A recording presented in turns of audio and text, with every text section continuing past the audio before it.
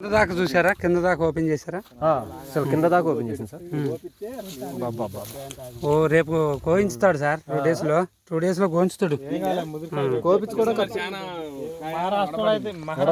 ఎట్లా ఉంది కింద దాకా చూసారు సార్? కింద దాకా చూసాం.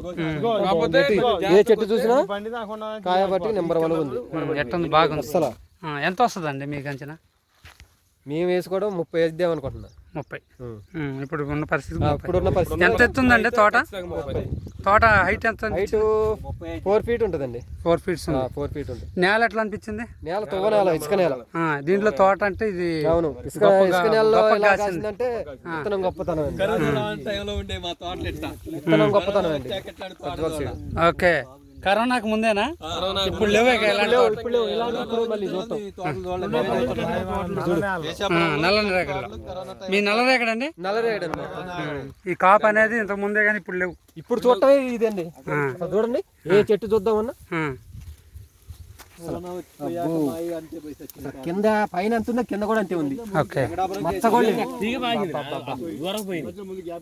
అసలు ఈ రేట్ లో ఈ కాపు ఉందంటే మామూలుగా లేదండి. నేను గొప్పతనం రైతు అవును. ఈ రైతుకి ఈ సంవత్సరం బాధలు పోతాయి. ఈ రైతుకి అయితే ఏమంటారు? ఇది 2 ఎకరాల పొలం అండి తోట.